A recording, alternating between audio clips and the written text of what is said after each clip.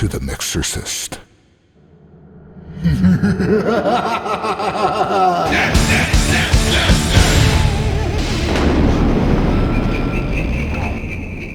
Hey, everybody. Hey, ACW, how's it going, man? So what's new, man? What's frightening? Oh, you know, I caught on Netflix that new series, The Haunting of Bly Manor. I've been meaning to check it out. What do you think? I like it a lot. I've watched the first one, The Haunting of Hill House, but I didn't get all the way through. I think I just got busy and I only watched the first 2 episodes, and I thought, yeah, it's okay. This one's, yeah, it's tight, it's clever, and it's different. So I think you'd like it. Cool. So you know what's been terrifying for me? There's this company called OpenAI, and they have, I'll post it in the show notes, but they have these YouTube videos of totally machine created music. So apparently, I don't know if it's the lyrics and the performances, but everything, the mix. No, it sounds like ass. It sounds like a can of crushed asshole. So your jobs are intact, people. Believe me. Don't quit your day job, but AI. It's terrifying. Like, listen to the Frank Sinatra one and read along in SoundCloud. They have all the comments are flying along with the transport bar, and people are saying things like, "This sounds like the music that you hear when you're locked in somebody else's basement." was my number one, and then my number 2 was. This sounds like the screams of the damned. So check it out. We'll put it in the show notes. It's just unreal. But anyway, what is terrifying? What is actually new though is we've got new plugin from Acustica Audio. This is Camel. So we've been playing with it. Tell me what you know about it. We have Acustica's Camel, which is their latest and greatest. I don't know, the greatest. It's pretty great. It is really great. Who could pick a favorite, right? But yeah, look at that. Here's the channel strip plugin, which is basically your distilled version, because there are separate plugins. There's like a compressor and an EQ and a preamp, and this has got all of them, kind of cut down features. In some cases, there's a bit more features on the compressor, for instance. Right up here, you have the very important preamp section, which looks like Dial of Candy. It's Dial of Candy because these are all different channels from the console there. And I guess I sort of got ahead of myself. This is based on the company Calrec, which is a British manufacturer, still going. They started off actually making microphones in the early days. They were making microphones. They developed have you heard of the Soundfield microphone? Yes. Where it's got the quad capsule. It's supposed to capture the whole sound field. Well, they invented that. They developed that. So they made microphones, and then they started making consoles. And I think their first few consoles were aimed at music studios, and then they went into broadcast. I've been using it on some voiceover mixes, but you did some music work with it. So let's check out both. In the history, you turned me on to the history of Calrec. We should post that in the show notes too, because it was actually a good watch. So what have you been using it for? Let's check it out.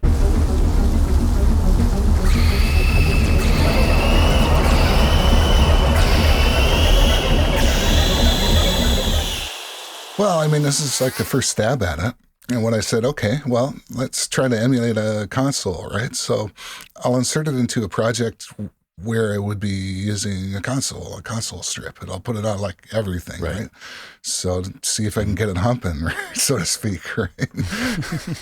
Camel, I don't think that's a word. It's camel.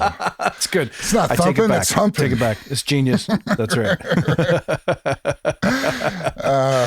So I got it all over. I'll just pull up the mix here, and you know what? I'll just play it, and I'll show you the different instances. I didn't do it on every channel. It's sort of on the groups, so I'll just pop it up and see what's going on. Yeah.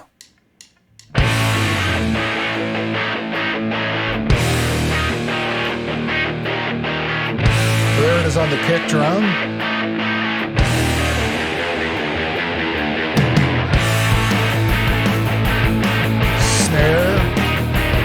So far, I think it's just EQs.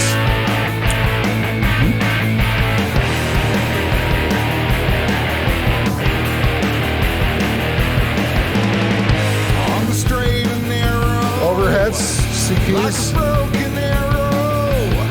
I'm gonna shoot an arrow. Hat, just the preamp. Right through the marrow. I'm gonna get to the center of the universe. I'm gonna stick it to room sound. Trying to make it better, but Just EQs, the low-pass filters. Also, I should note that I'm using the preamp on all of this stuff. We'll get to that later. In the quicksand, he's a man with a plan. Guitars, EQs, no preamp on the guitars, actually. On the straight Nice. and narrow, like a broken But I think that's just because I forgot. Probably should have one. Guitar solo. Ooh, guitar solo has the compressor, and we'll get to that too.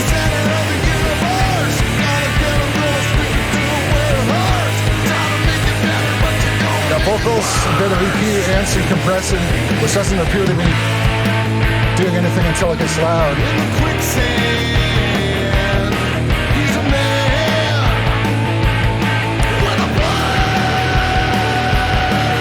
And the preamp again.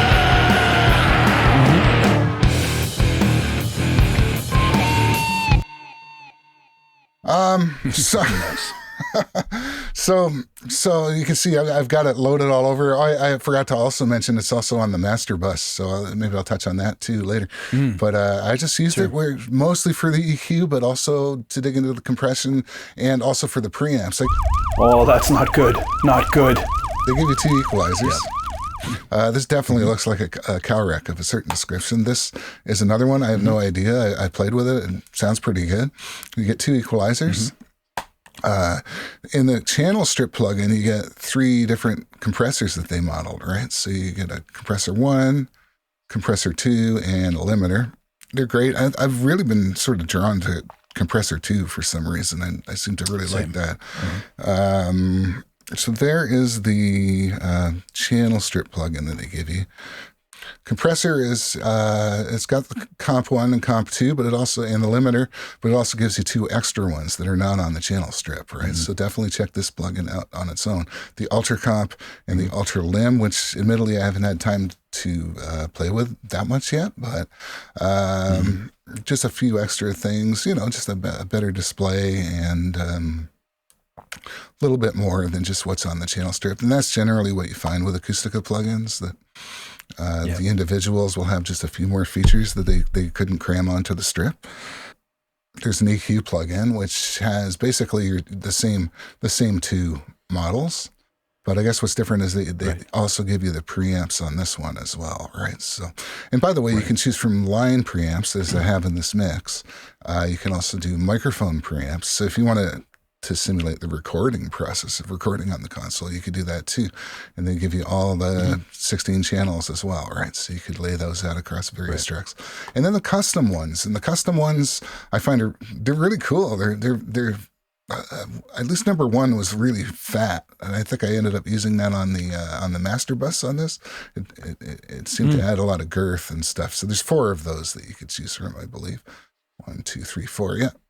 So you get the 4 preamps, the 2 EQs, 5 different compressor modes, and then your channel preamps and microphone preamps. And I think that's sort of the long and short of it. It has a lot of different frequencies, as you can see here. Every one of these bands on the A model, the B model is much more basic, but on the A model, which I love because, as we all know, like on the Neve strips and the API, I mean, I'm sure you'll get into that later, but you get your choice of a few frequencies, and I find if all you've got's that 4K knob or something and you start jacking it on everything, you just get a buildup of 4K. So sometimes maybe one of those tracks could be a 3K or a 5K or something, right? That would just sort of helps with that problem. And this is an absolute goldmine for different selections of frequencies. The EQs, the top and the bottom. So here's the bottom EQ and here's the top EQ. They have this wonderful knob, which is a variable between shelf and peak. So let's say you have a, maybe I should just show that in an example or something. Let's go back to what I had here. And let's do overheads, because I really liked what this did on overheads. So let's pull up the overhead channel. I have the preamp there, and I have a bit of high pass filter here, and typical shelf boost. Now this shelf, you can turn into a peak if you want. I don't know if you're hearing any difference. Let me exaggerate it a little bit. Now that's a peaking filter, right? Let's see, let me bring that down a bit. The EQ can get quite narrow if you want it to, which is kind of nice. That's also something to keep in mind. Let's move that to a shelf, and you can hear it just sort of change that shape. It doesn't have that bump at the corner frequency anymore. Strict shelf and then strict peak. And that is really, handy. Especially, actually, let's leave some of that in there. Let's go about there. I forget where it was. Let's go to the kick drum. And here's why. When we're talking about low end, that sort of feature there is something that I've only seen in a few places. And it's incredible because what you can basically do is on the low end, you can focus your low end, right? Like first off, you can throw it all to peak to hear where's your corner frequency, right? That's at like 75 now or something. If I move it up, ooh, that's a little punchy. That could work. All of these could work. They give you a nice range of choices. Let's go back to where we were. I must have picked it for a reason, I guess, but let's move that to a shelf, and you can hear how that focus starts to sort of dissipate. Yep. Oh, yeah. But it also gets deeper until you're finally in a shelf mode. Now you're all boom, boom down there. Yeah. So it sort of lets you focus. And when you have the mix going, you can really sort of fine tune. You can set it to peak to figure out where you want the corner, and then fine tune it with this, just like you would on a normal bandwidth knob for a band EQ. So that's also something that's just, I think, pretty fantastic about this. I'm sure you'll get a bit more into the compressors later as it applies to vocals and stuff, which we should keep in mind. Calrex's a broadcast company, so it's very good on vocals. I think I had on this guitar solo, I think I have a compressor set up. Let's just hear what that does. And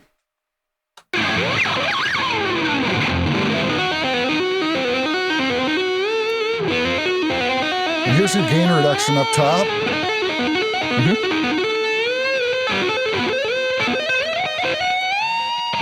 It's not really taking off that much, but listen to with and without. It does have 2 dBs of makeup gain here as well. So let's hear without and with. Without.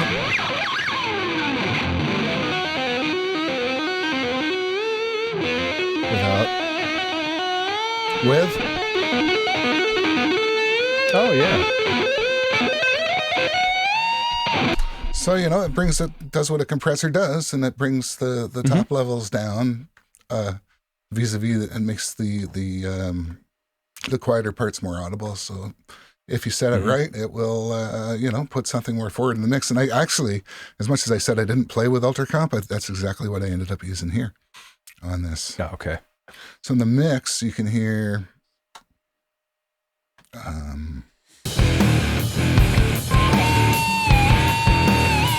without, with, without, with,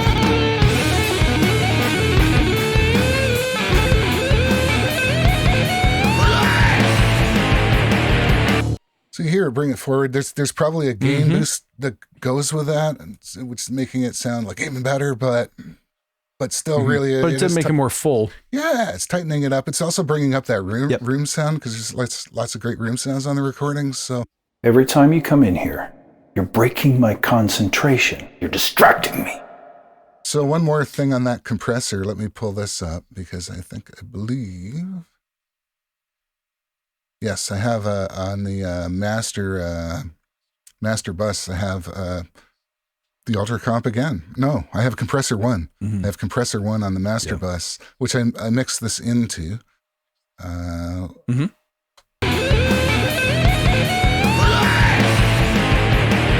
probably the loudest part in the song.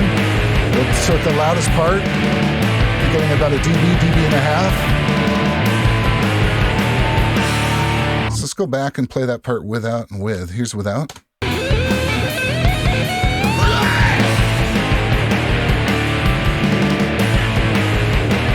With.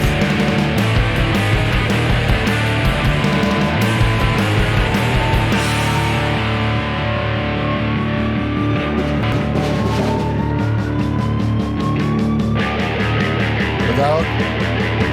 With.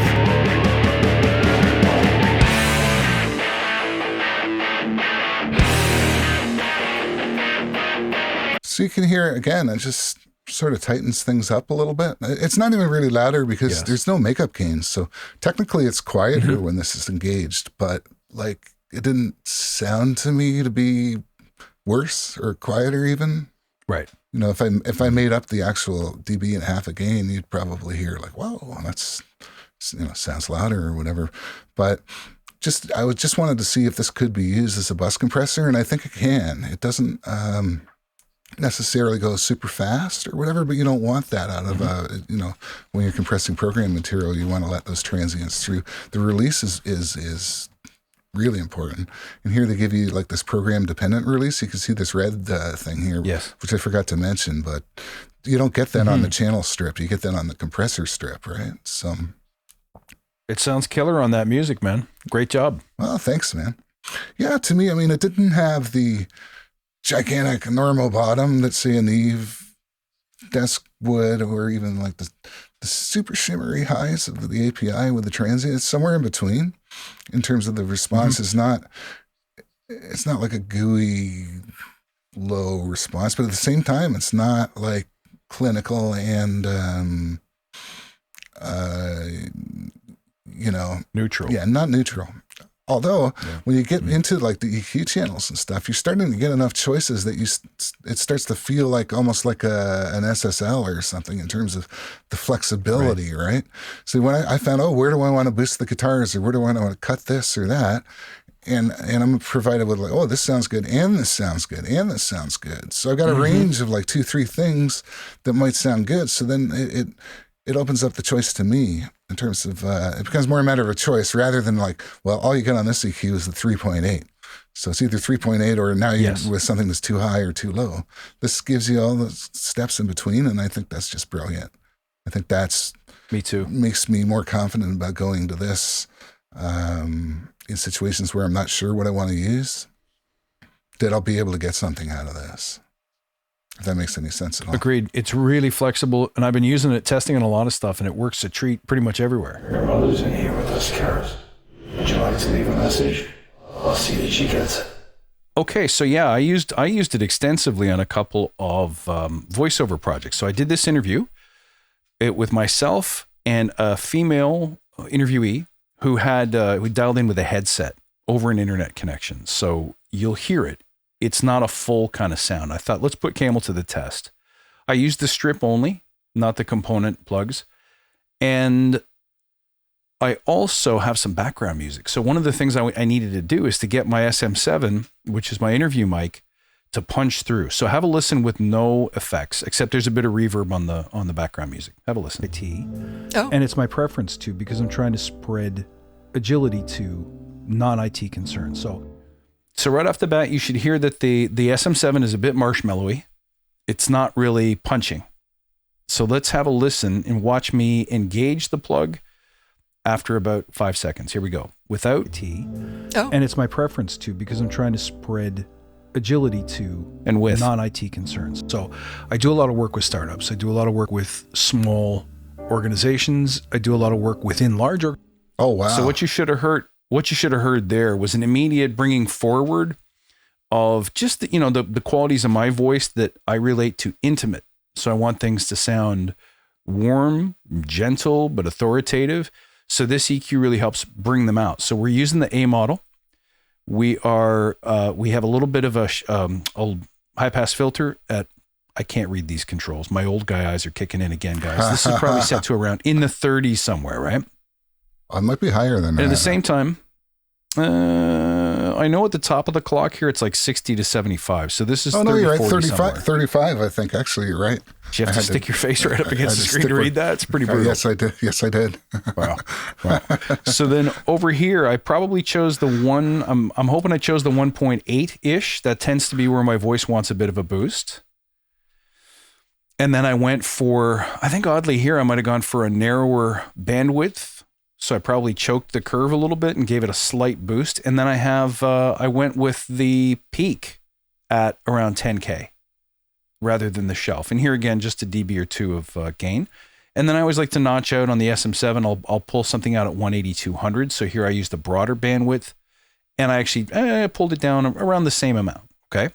The compressor is set to comp 2. When you try the different compressors, you'll find, I think, that limit mode, it's probably a ratio of 10 to 1 or more.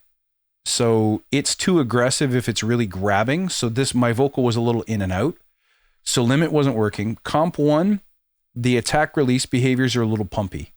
Comp 2, sweet spot. Seems to be right down the middle. This is the only Acustica compressor I've played with where you kind of have to play with the SH mod control to get it right. You benefit here from a bit of look ahead or a faster attack envelope. So that's what I noticed.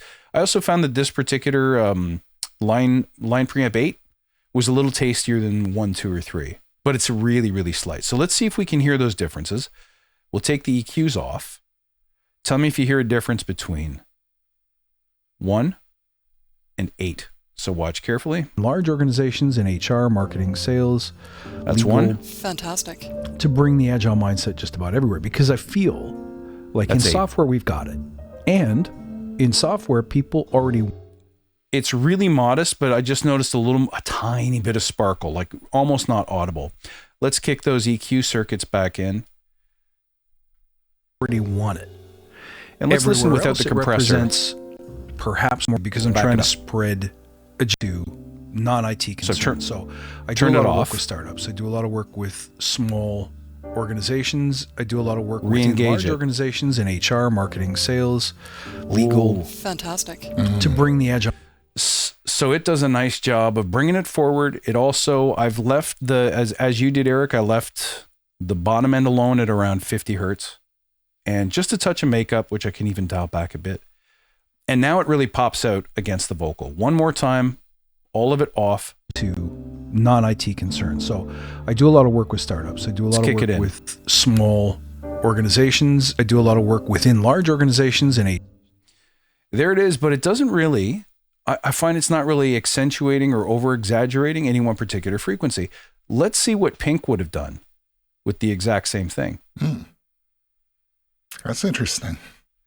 So I love the API sound on an SM7. I like it on my voice. Let's take a listen out and in.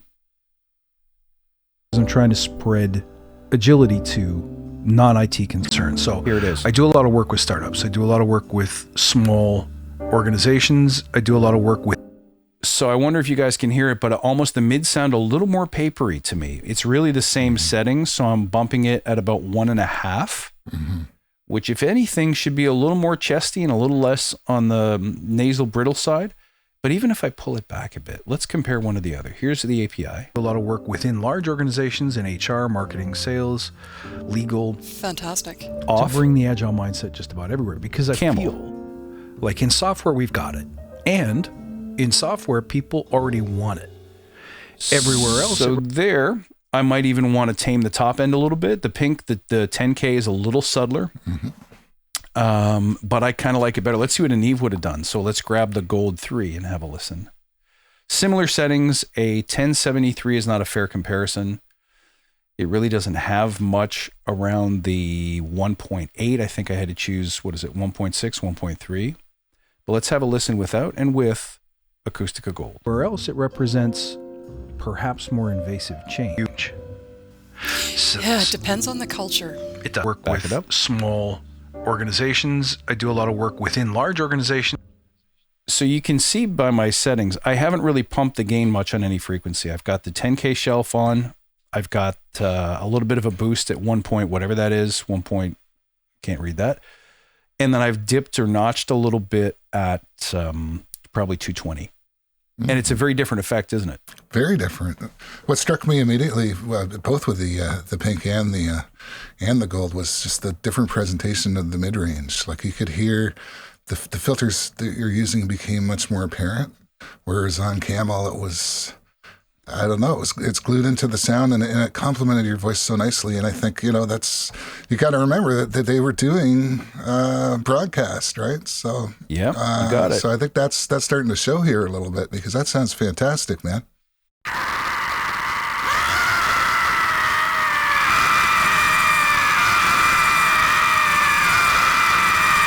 I agree. So let's put the lady's voice on, and you'll hear that the headset has chopped out. She's probably a little too far away from the element, so you'll hear a real lack of low end. Let's have a listen. Wanted to sort of understand what was I actually doing in the past. So there is definitely some high end sibilance there, and there's a distinct lack of body. So I would normally reach for either like a good Pultec emulation, so either Acustica Purple or Universal Audio's Pultec.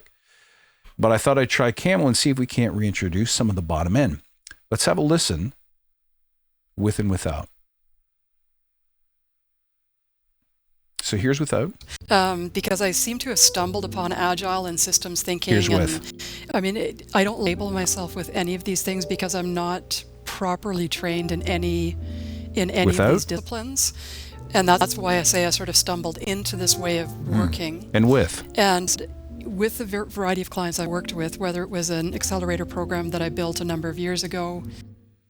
So here, just a little different selection on the preamp, but also I gave a little bit of a boost in the low mids, and then I think I backed off any push in the mid range or the high end. You can see my gains are set really modest, but more in the low end, I gave it a bit of a boost at just north of 100, probably 110 or 120.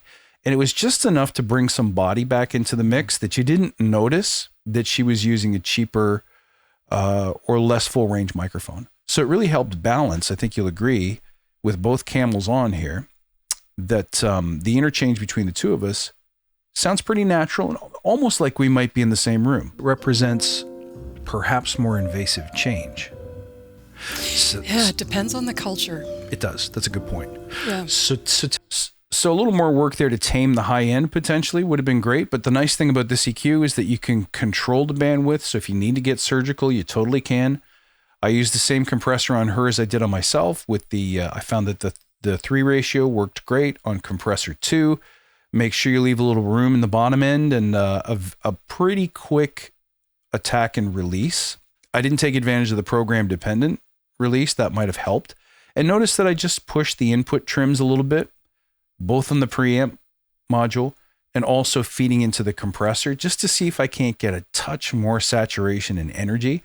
And it really does seem to help.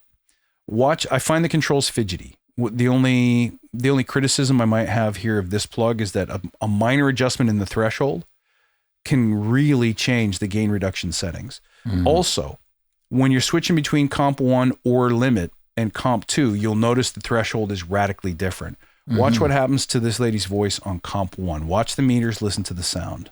So tell me about what you're working on now. And that's why I say I sort of stumbled into this See how way it's of working. And shooting down all the way down to minus 20 gain reduction with a threshold. That's a pretty modest threshold. Yet when you put it on comp 2, look at the gain reduction meters and listen. With the variety of clients I've worked with, whether it was an accelerator program that. So whether they're modeling 2 different compressors, they are. I'm sure they are. Yeah. Yeah. That's probably what it is right there. It's a 2 entirely different samplings. That's my guess, but I'm always sure of it, right? That it's 2 different. It's in fact so radical that sometimes when switching between models, you will hear nothing because the gain reduction is pulling the signal down so high that you can barely hear it. So be patient with it. Yeah. As you flip through the compressor models, you will have to check your meters and adjust the threshold to taste. But for voiceover, this is fantastic. It adds, it controls and brings the punch that I needed, especially to bring it over a music mix without really coloring in the way that the API or the Neve would have the mid-range too much. We didn't have to work with any artificial brittleness or sharpness in the top end that I didn't want. So I'm loving this plug, dude. And on your music mix, it did a great job of creating punch and character without adding too much. You know, sometimes you get tired of over tubing, over saturating, over transformering. And I thought it did a great job of creating a punchy rock mix without too much color. Like this to me is we've talked about how it sits right between the API and the Neve. Sometimes the Neve is just playing too much. The only thing I liked better about Pink is I had a vocal on the intro for the same episode where I all of a sudden went, my next guest, like I had like this big volume boost and I needed to tame it. And I just couldn't get Camel to pull it down so it sounded natural without pumping. The Pink compressor, set it and forget it. Nice. It just handled it. So I don't know if it's because of a faster attack release characteristic or what. But this I struggled to get it tamed properly. I finally found it, but it was a lot more work. You talking to me? You talking to me?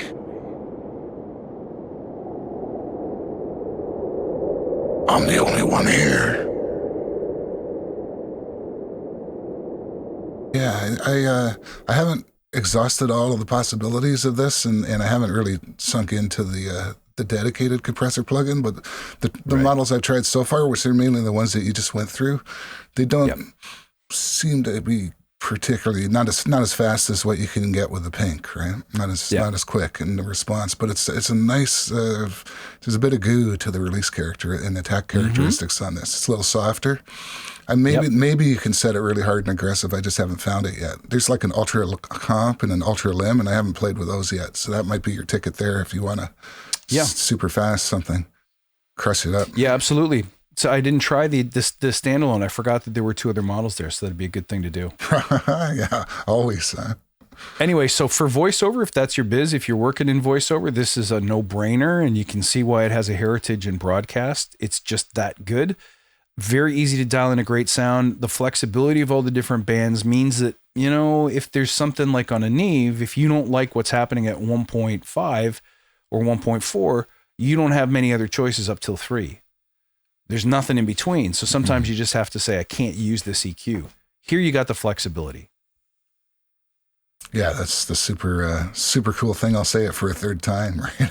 Is having that level of option, right? So, I mean, you know, it's easy you could pull up your DAW, stock DAW plugin and get whatever frequency you want. You can type in the number, you know, 624.357 hertz.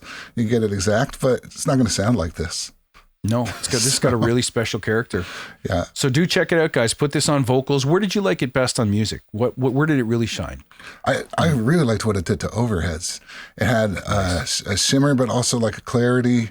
I could set it a bit higher or lower. Now I can't even remember, but I could set it. I didn't feel like I was forced to just use this one setting, because if I go lower than that, it's going to start screwing with a snare. And if I go higher than that, then the cymbals will sound weak. I found like there was a good range, like 2 or 3 clicks, where it sounded good either way. And it's a great tool on the mids and highs. Maybe the bottom end, it's not so, it doesn't grab you in the same way. Like we demoed, Empirical Labs Big Freak a couple weeks back. Yeah. And that had a really tasty bottom end. This, on the other hand, I think it's the high end that really shines. So I can see why overheads would be a great choice. Yeah, the overheads were great. Vocals were great. Guitar, I didn't really do anything to the guitars on that. Those are pretty flat, right? So that was kind of a mix. I was sort of approaching it with using the preamps, the console preamps, and getting that color and stuff, and balancing the levels, and trying to do really as little EQ as humanly possible, and just trying to get it with the levels and with the saturation and a bit of healthy compression. And the compressor, I think, has got some legs, because it definitely has a character. It doesn't sound like anything else I've tried. Yep. You know, it's not super quick, but it's also not total very goo or anything either, right? It doesn't sound like that to me anyway. It's not slushy. So it's just nice. So I look forward to trying to smash that one day, trying to break it. See what I can get out of it. It's a good point. I didn't try it to crush a bus, but I think the recommendations are the top end is really special. on this EQ, the A model particularly. Love the preamps. They're getting better and better with each release. Do drive the input trims a little bit, not a ton, but a little bit. Look to Compressor 2 for a good overall comp of all the 3 models, probably the shiniest one to my mind. And what else was I going to suggest? Oh, yeah, play with the SH mod. I think this is one plugin where you really do need to experiment it to get it just right. Yeah, I also noticed that the SH mod made quite a big difference. It almost felt like the release was getting changed too, but maybe that was just in my head. Might have imagined it. Yeah. Could be. Well, a lot of interesting things live up there, Eric. So you got to make many things haunt the manor. That's right. Okay, I think that's it for this episode, guys. Don't forget to send us your stems or send us your stuff if you want it featured on a future episode. Thank you so much for tuning in, and we will see you next time. Right on. Catch you later.